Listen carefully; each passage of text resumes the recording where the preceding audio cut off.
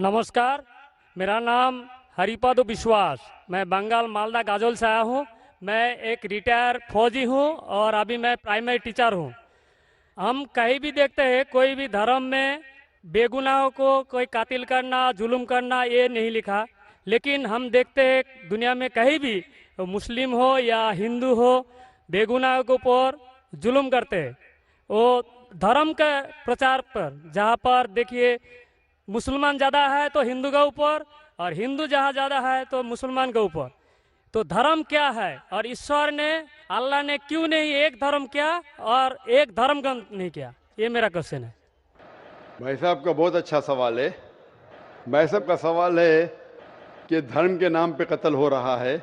जब मुसलमान मेजॉरिटी में तो हिंदू कत्ल होता है, जहाँ हिंदू मेजॉरिटी में तो मुसलमान के ऊपर कत्ल होता है। ऐसा क्यों? खुदा ने एक धर्म क्यों नहीं बनाया? बहुत अच्छा सवाल है। कुरान में लिखा है सूरह अल इमरान में सूरह नंबर 3 आयत नंबर 19 में, इन्ना दीन इंदल्लाहिल इस्लाम, अल्लाह सुब्हाना व तआला के नजदीक एक ही दीन सही है और वो दीन है इस्लाम। अमन हासिल करना अल्लाह सुब्हाना व तआला के अहकामात के मुताबिक। अल्लाह ने, ईश्वर ने, भगवान ने एक ही धर्म भेजा, लेकिन वक्त गुजरते हुए लोग इसमें तब्दीली लाए। इसीलिए कुरान मजीद में लिखा अल्लाह ने एक ही दीन भेजा, एक ही धर्म भेजा, वो है अमन हासिल करना अल्लाह सुब्हाना व तआला के अहकामात के मुताबिक। इसे कहते हैं इस्लाम। आप चाहे अरबी में बोलो चाहे इंग्लिश में बोलो, peace acquired by submitting your will to God, that is the only religion. और अल्लाह सुब्हाना व तआला ने हर दौर में पैगंबर भेजे, लेकिन जितने भी पैगंबर आए थे वो सिर्फ अपने वक्त के लिए महदूद थे और अपने लोगों के लिए थे। और जब भी पैगंबर भेजे, जब भी किताब नाजिल हुई, लोगों ने किताब को बदला और उसमें तब्दीली लाए और एक नया मजहब पैदा हो गया, एक नया दीन पैदा हो गया। तो अल्लाह ने एक नई किताब भेजी, नया पैगंबर भेजा, लोगों ने उसके ऊपर अमल किया। फिर चंद साल के बाद, 10 साल, 20 साल, 50 साल, 100 साल के बाद उसमें तब्दीली आए, लोग ने अपने फायदे के लिए उसे बदला और एक नया मजहब पैदा हो गया, एक नया धर्म पैदा हो गया। इस तरीके से अल्लाह ने कई किताबें नाजिल की और हमारे रसूल फरमाते हैं मोहम्मद सल्लल्लाहु अलैहि वसल्लम, अल्लाह ने 1,24,000 पैगंबर इस दुनिया में भेजे, लेकिन अल्लाह सुब्हाना व तआला ने आखिरी पैगंबर मोहम्मद सल्लल्लाहु अलैहि वसल्लम और आखिरी किताब, आखिरी वही कुरान मजीद 1400 साल पहले भेजी। और इसमें अल्लाह ताला फरमाते हैं कि क्योंकि ये आखिरी किताब है, ये सिर्फ मुसलमानों के लिए नहीं, सिर्फ अरबों के लिए नहीं भेजी थी, बल्कि सारी इंसानियत के लिए भेजी थी। और क्योंकि ये आखिरी किताब है, ये महदूद नहीं 10 साल के लिए, 100 साल के लिए, 1000 साल के लिए, जब तक क़यामत आएंगी उस वक्त तक के ये किताब सही रहेंगी। और क्योंकि मोहम्मद सल्लल्लाहु अलैहि वसल्लम आखिरी पैगंबर थे, वो सिर्फ मुसलमान या अरबों के लिए नहीं भेजे गए थे, वो सारी दुनिया के लिए भेजे गए थे। तो आज जो भी इंसान है, चाहे वो हिंदुस्तान में है, चाहे पाकिस्तान में, चाहे सऊदी अरेबिया में, चाहे यूएसए में, चाहे इंग्लैंड में, उसे आखिरी पैगाम अल्लाह का, खुदा का, उसके ऊपर अमल करना चाहिए, वो कुरान और आखिरी पैगंबर मोहम्मद सल्लल्लाहु अलैहि वसल्लम पे अमल करना चाहिए। फिर आपको अमन मिलेंगी और इंशाअल्लाह खून खराबा नहीं रहेगा। मैं मानता हूं आपकी बात कि अक्सर आप देखते मेजॉरिटी माइनॉरिटी पे जुल्म करता है। मैं आपसे पूछना चाहता हूं भाई साहब, इस किशनगंज में मेजॉरिटी मुस्लिम की है क्या हिंदू की है? सर मेरे को तो पता नहीं, मैं बंगाल से आया हूँ, किशनगंज के बारे में। बंगाल किशनगंज का नहीं, लेकिन आज सुबह को जब हमारे हिंदू जितने इदारे के प्रेसिडेंट थे, चेयरमैन थे, वो कह रहे थे कि किशनगंज में 65% मुसलमान हैं और 35% हिंदू है। उसके बावजूद इस किशनगंज ये मिसाल है हिंदुस्तान में कि कभी भी हिंदू मुस्लिम का राइट नहीं हुआ। धर्म के नाम पे किसी मुसलमान ने कोई हिंदू को ना कत्ल किया, ना हिंदू ने मुसलमान को कत्ल किया। एक पॉलिटिशियन एमएलए साहब कह रहे थे खाली वोटिंग के टाइम पे कभी कभी होता है हिंदू मुस्लिम के अंदर किसको वोट देना, उसको छोड़ के कभी भी यहां दंगे फसाद नहीं हुए। तो ये मिसाल है कि मेजॉरिटी में होने के बावजूद आप देखते कितना अमन है। और आप खुश नसीब है क्या मीडिया ये अमन को खराब नहीं कर रही।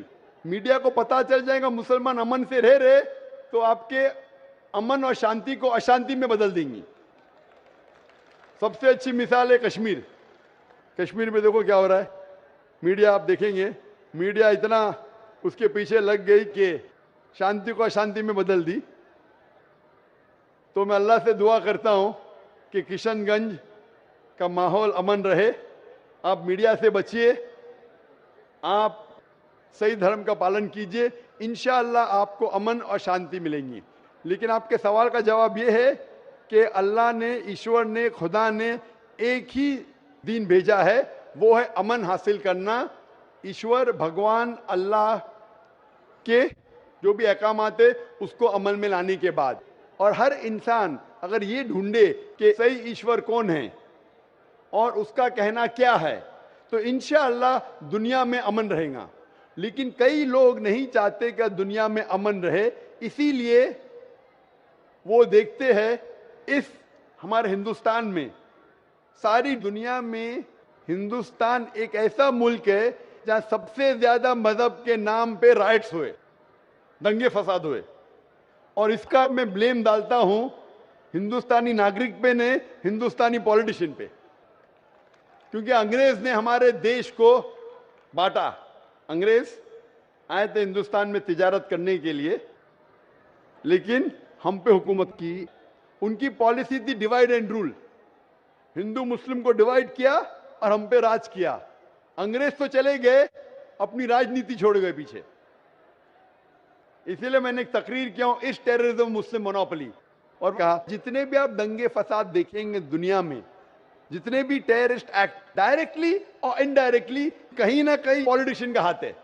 चाहे बाबरी मस्जिद लो, चाहे गुजरात लो, चाहे 9/11 लो, चाहे अफगानिस्तान लो, चाहे इराक लो, चाहे पैलेस्टाइन लो, ये सब में राजनीति का हाथ है। लोग चाहते हैं कि हमारे वोट बैंक में लोग हमें वोट दे, तो सबसे आसान तरीका है कि आपस में लड़ाओ मजहब के नाम पे। नहीं तो आमतौर पे मैं समझता हूं हिंदुस्तानी जो नागरिक है, हिंदू और मुस्लिम, माशाअल्लाह आपस में अमन चाहते, आपस में एक दूसरे से प्यार करते। लेकिन इस शांति, इस अमन को अक्सर कुछ लोग अपने फायदे के लिए इसको तोड़ना चाहते हैं, इसको भ्रष्ट करना चाहते। इसीलिए आप देखते कि ये राइट्स होते हैं। अल्हम्दुलिल्लाह किशनगंज एक मिसाल है, और मैं दरखास्त करूंगा किशनगंज के पॉलिटिशियन से कि इस अमन को इंशाअल्लाह बरकरार रखे। आप हक पे रहो, आपको वोट मिलेगा, यहां नहीं मिलेगा, ऊपर तो सीट मिलेंगी। मैं हमेशा पॉलिटिशियन से कहता हूं आप हक पे जमे रहो, चाहे आपका नुकसान हो। यहां सीट नहीं मिलेंगी, ऊपर तो मिलेंगी। ये सीट तो टेम्परेरी है, ये सीट आपकी दुनिया की टेम्परेरी है। कितने साल जिएंगे आप? 50 साल, 60 साल, 80 साल, कितने साल जिएंगे? ऊपर की तो परमानेंट सीट है ना। ये सीट को छोड़िए, आखिरत की सीट की फिक्र कीजिए। तो इसीलिए जो ईश्वर का पैगाम है, खुदा का पैगाम है, अल्लाह का पैगाम है, हक पे रहिए और हक का साथ दीजिए। चाहे आपको यहाँ सीट मिली का नहीं मिली, आखिरत में तो मिलेंगी और वो हमेशा आपके साथ रहेंगी। Hope that answers the question. सामईन से गुजारिश है कि जो जहां पर हैं वहीं बैठ जाएं, आगे बढ़ने की कोशिश न करें, परेशानी हो रही है। संजीदगी का माहौल बनाए रखें, जो जहां पर हैं बैठ जाएं, आगे न बढ़ें। अब हम चलते हैं शोबे ख़वातीन की तरफ। वहां पर वाज़ह है कि हमारा सिर्फ एक ही माइक है, माइक नंबर 4। माइक नंबर 4 पर अगर कोई गैर मुस्लिम बहन, गैर मुस्लिम खातून हैं तो वो सवाल कर सकती हैं। माइक नंबर 4 से। हेलो डॉक्टर साहब, मेरा नाम है रूमा गुप्ता और मैं ग्रेजुएट कर चुकी हूँ। मेरा सवाल है कि अगर एक मुस्लिम लड़का और एक हिंदू लड़की शादी करे और अगर ऐसा हो कि वो मुस्लिम लड़का हिंदू लड़की के घर में नमाज पढ़े और वो हिंदू लड़की उसके घर में जाकर पूजा भी करे, तो ये क्या जायज़ है या नाजायज़ है?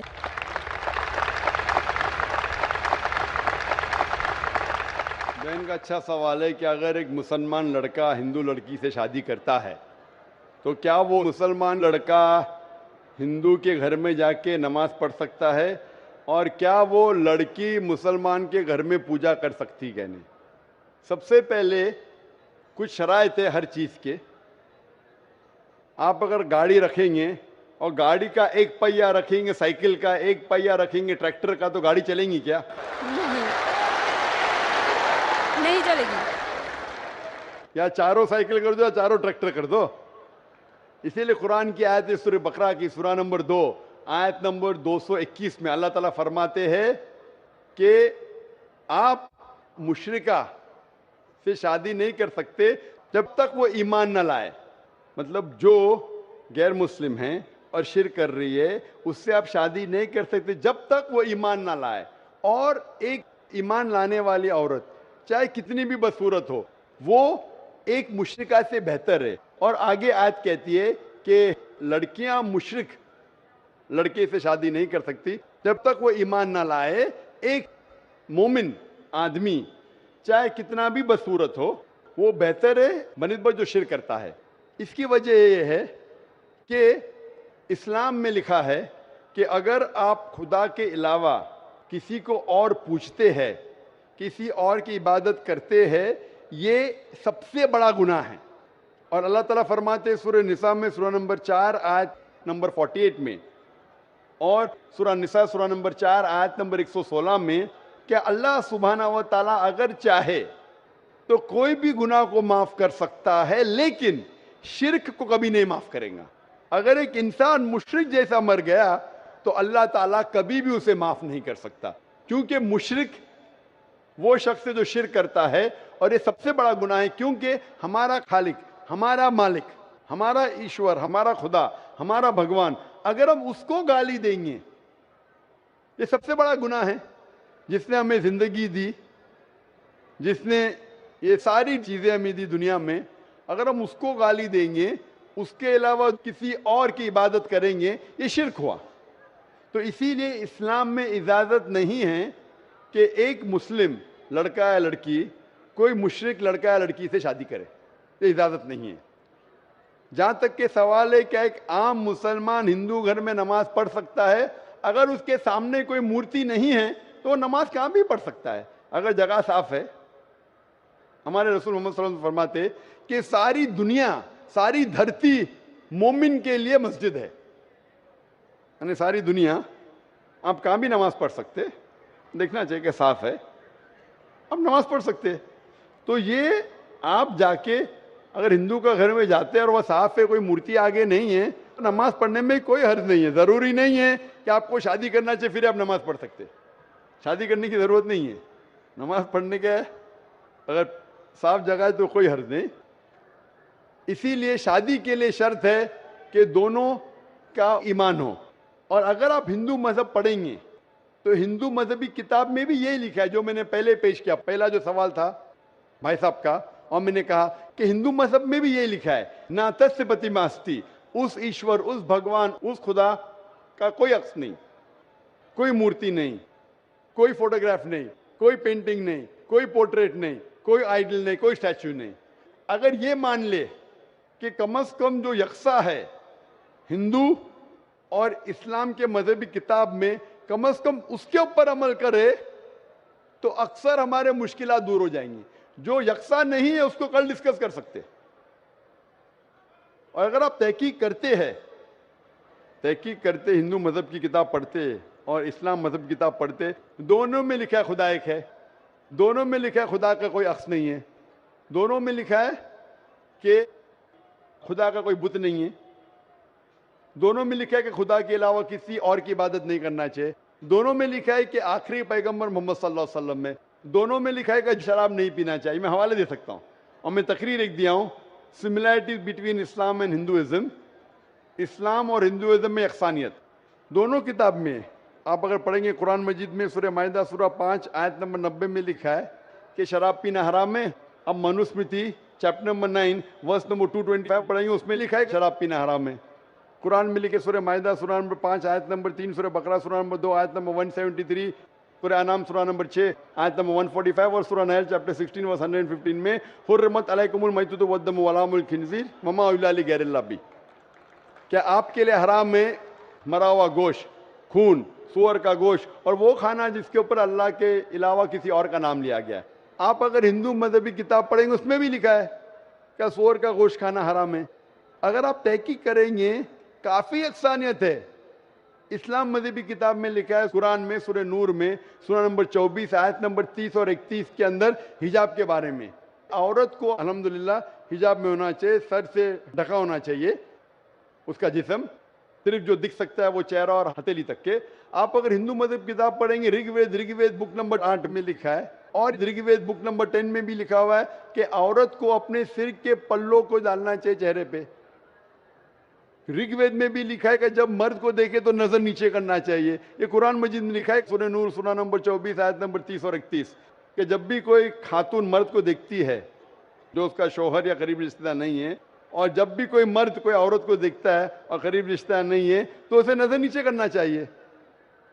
तो इस तरीके से आप तहकीक करेंगे, जो यकसानियत है उसके ऊपर तो अमल करो।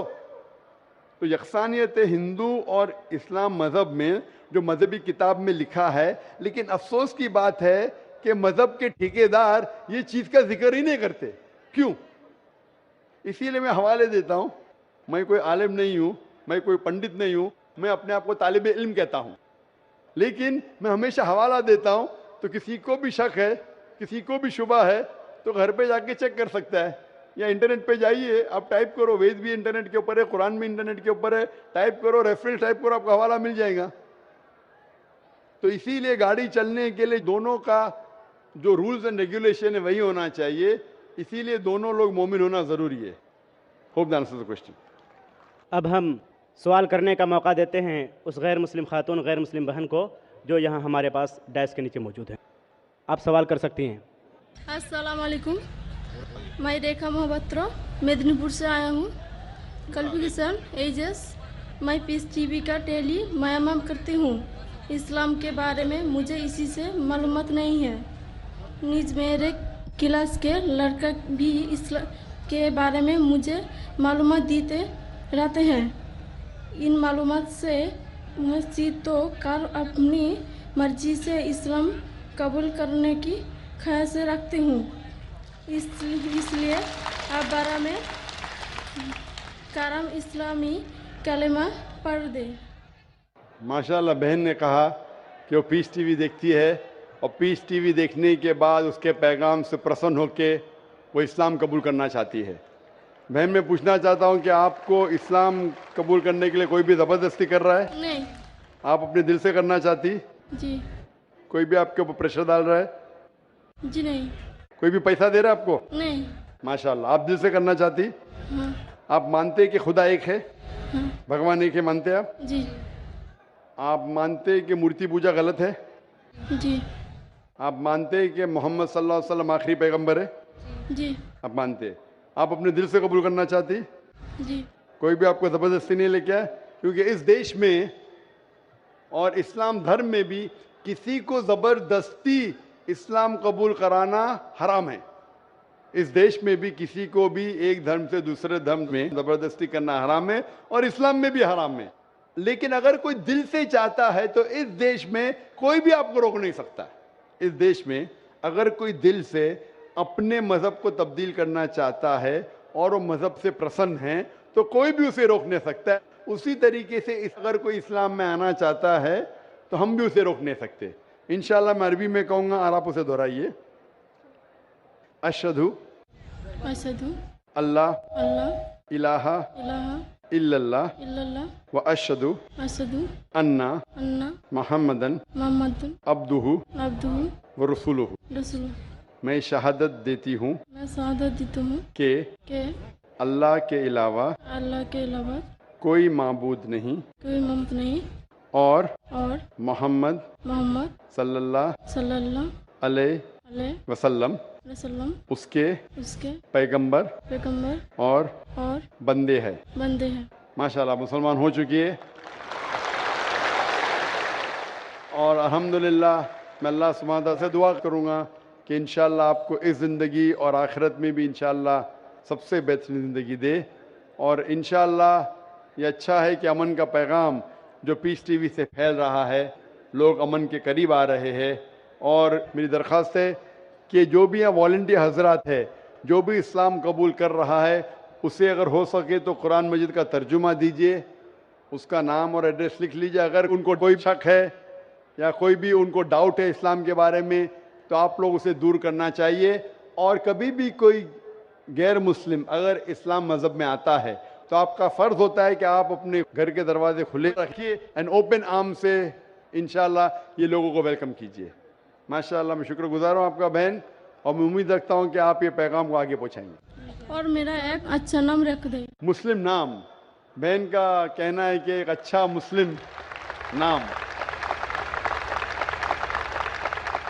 बहन, मैं जो इस वक्त सोच सकता हूँ, आप अपने आप को आयशा कह सकती है। आयशा, आयशा मोहम्मद सल्लल्लाहु अलैहि वसल्लम की अहलिया का नाम था, बेगम का नाम था रज़ियल्लाहु अन्हा। अस्सलाम वालेकुम। फूल की पत्ती से कट सकता है हीरे का जिगर, फूल की पत्ती से कट सकता है हीरे का जिगर, मर्द नादां पर कलामे नर्म नाजुक बेअसर। अब हम चलते हैं माइक नंबर 2 पर। माइक नंबर 2 पर अगर कोई गैर मुस्लिम भाई हैं तो वो अपना सवाल कर सकते हैं माइक नंबर 2 से। मेरा नाम श्यामा मंडल है, मैं मालदा डिस्ट्रिक्ट से हूँ। मैं सबसे पहले मिस्टर जाकिर नायक को तहे दिल से नमन करता हूँ, क्योंकि ये ऐसा इंसान है जो इस दुनिया की आखिरी तक याद किया जाएगा, और मैं उसके साथ यहाँ पर खड़ा हूँ। मैं बहुत गर्व करता हूँ और मैं बहुत धन्यवाद देता हूँ। उसके बाद मैंने कुछ लाइनें लिखे हैं, मैं वो सुनाऊंगा आपको। हिंदू है ना मुसलमान है, हमें सब लगता इंसान है, सबका मालिक जो है खुदा वही तो भगवान है। हिंदू है ना मुसलमान है, हमें सब लगता इंसान है। वेद पढ़ो चाहे पढ़ो कुरान, वेद पढ़ो चाहे पढ़ो कुरान, पर सार तत्व को तू जान। कोई नहीं पराया जग में, कोई नहीं पराया जग में, ये परम सत्य तू जान। हिंदू है ना मुसलमान, हमें सब लगता इंसान। कोई हिंदू बनो चाहे बनो मुसलमान, कोई फर्क नहीं पड़ता जिसका सच्चा हो ईमान। क्योंकि सबका मालिक जो है खुदा वही है भगवान। रास्ता चाहे अलग अलग हो पर मंजिल सबका एक है। रास्ता चाहे अलग अलग हो पर मंजिल सबका एक है। सबका मंजिल जो है खुदा वही तो भगवान है। और उस मंजिल तक पहुंचने के लिए मैं मानता हूं आप एक ऐसा सीढ़ी है, और हम भटके का राह दिखाने वाला इस दुनिया में एकमात्र आप हैं। तो इस मेरे लाइन में आप कुछ बोलिए। मैं और एक बात कहना चाहता हूं सर, मैं आपको एक वृक्ष की तरह देखना चाहता हूं, ट्री की तरह, गाछ की तरह, जो कोई शर्त बिना ही अपना ऑक्सीजन देते हैं, फल मूल देते हैं। मैं ऐसा आपको देखना चाहता हूं, मैं बटा हुआ नहीं देखना चाहता आपको। मैं चाहता हूं आप मेरा बने, सबका बने, हिंदुस्तान का बने, पूरा दुनिया का बने। आप ही आप रहे, मैं ये चाहता हूं।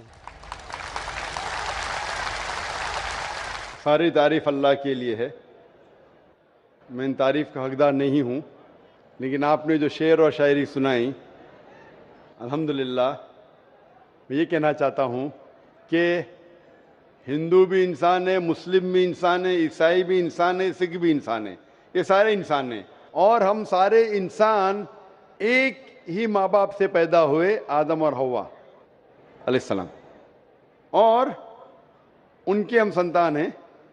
इसीलिए अल्लाह ताला फरमाते हैं कुरान मजीद में सूरह इसरा में सूरा नंबर 17 आयत नंबर 70 में अल्लाह ताला फरमाते हैं वलक़द कर्रमना बनी आदम, कि अल्लाह सुब्हानहू व तआला ने सारे आदम के बच्चों पे करम फरमाया।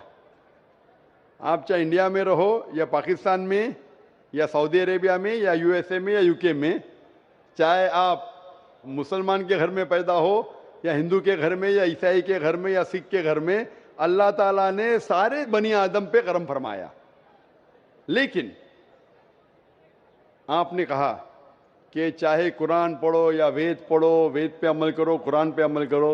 अभी जैसे मैंने कहा कि जैसे जैसे ज़माना गुजरता गया, जितने धार्मिक किताब है, इन सारी धार्मिक किताबों में कुरान को छोड़ के तब्दीली आने लगी।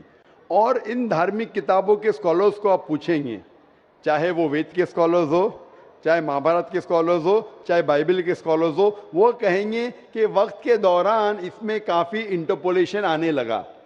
तो अभी हम कैसे जाने क्या सच है क्या हक है? मिसाल के तौर पे अगर मैं आपको एक ग्लास दूंगा पानी का, साफ ग्लास, साफ सुथरा, उसमें एक कतरा मैं गटर का पानी डालूंगा आपके सामने, आप वो पानी को पीएंगे और घोलूंगा तो नजर ही नहीं आएगा। एक कतरा डालूंगा गटर का पानी, नजर आएगा घोलने के बाद? नहीं। आपको जब पता है कि एक कतरा गटर का पानी तो पिएंगे? नहीं सर। हाँ कि नहीं? नहीं सर। हाँ कि नहीं? नहीं। नहीं पिएंगे। अगर नहीं देखे, चुपके से कोई मिला दिया तो शायद पी लेंगे। तो अक्सर लोग को ये नहीं पता है कि मिलावट हो चुकी है। मेरा ये कहना है, जिस तरीके से मैंने कुरान मजीद की आयत की तिलावत की आज के इस सेशन के पहले, सूरह इमरान सूरा 3 आयत नंबर 64 में अल्लाह ताला फरमाते, तालौ इला कलिमतिन सवाइम बैना बैनकुम, आओ हम उस बात की तरफ जो आप और हम में यकसा है। सबसे पहली बात, अल्लाह नाबुदा इल्लल्लाह, कि हम सिर्फ एक अल्लाह सुब्हानहू व तआला की इबादत करें। तो मेरी ये इल्तिजा है लोगों से, सारे इंसानों से, चाहे वो हिंदू हो, क्रिश्चियन हो, चाहे वो मुस्लिम हो, कि मैं उनसे कहता हूं कि कम से कम आप ये तो मान लो कि एक किताब 100% खुदा की तरफ से। तो वो हिंदू कहेगा मुझे कोई एतराज नहीं मानने के लिए कि वेद 100% खुदा की किताब है। वो क्रिश्चियन कहेगा मुझे नहीं एतराज है मानने के लिए कि बाइबल 100% खुदा की तरफ से। वो मुसलमान कहेगा मुझे कोई एतराज नहीं मानने के लिए कि कुरान 100% खुदा की तरफ से। तो मैं कहता हूं कि जो ये तीनों किताबों में यकसा है, कम से कम उस पर तो अमल करे। जो डिफरेंस है वो कल डिस्कस करेंगे। Let us agree what is common, let us follow. जो यकसा है उसके ऊपर तो किसी को एतराज होना ही नहीं चाहिए। तो ये फॉर्मूला लोग क्यों नहीं इख्तियार करते? लोग क्या करते नॉर्मली इंटरफेथ डायलॉग में, हिंदू पंडित आके बोलते हैं सब धर्म सर्वधर्म सब धर्म एक है, वो मुस्लिम आके बोलेगा सब धर्म एक है, वो क्रिश्चियन पादरी आके बोलेगा सब धर्म एक है। ये सिर्फ नाटक है। अगर सारे धर्म एक है तो मैं हिंदू से कहूंगा अगर सब धर्म एक है तो मुसलमान बन जाओ। पंडित बोलेगा नहीं। वो क्रिश्चियन से कहूंगा सब धर्म एक है तो फादर को बोलूंगा अब हिंदू क्यों नहीं बन जाते? मैं ये नहीं कहता हूं सब धर्म एक है, सब धर्म में अच्छाई है। जो यकसा है उसके ऊपर अमल करो, जो यकसा नहीं है उसको डिस्कस बाद में करेंगे। कम से कम जो यकसा है उसके ऊपर तो अमल करें। इसमें किसी को एतराज नहीं होना चाहिए। मैं कभी भी तकरीर में बाकी धर्म की गलतियां नहीं निकालता हूं, उनकी अच्छाइयां पेश करता हूं। जो यकसान है तो उसको दिखाता हूं मैं।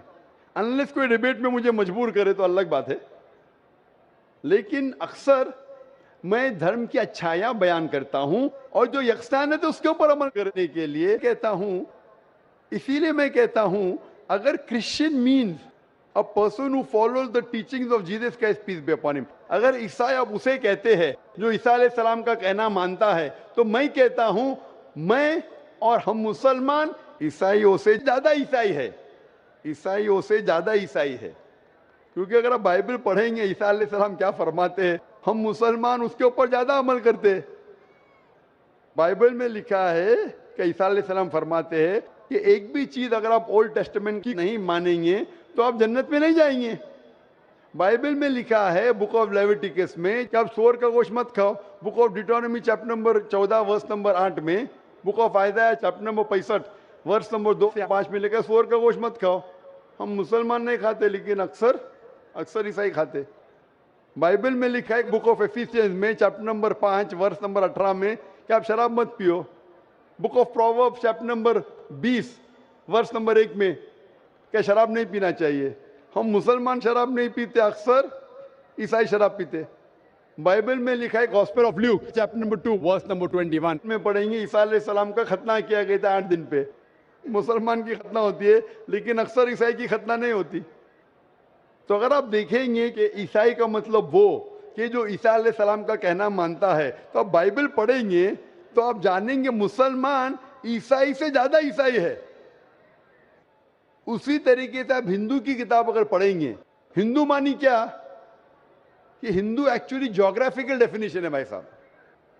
हिंदू मीन्स, ये सबसे पहले हिंदू किसने लफ्ज दिया था? अरबों ने जब हिंदुस्तान में आए, उस टाइम हिंदुस्तान कहते नहीं जाता था, जब अरब आए तो यहां कहने लगे हिंदी। हिंदी जो ये इंडस वैली सिविलाइजेशन था, इस अतराफ में जो भी लोग रहते थे उसे अरब कहते थे हिंदी।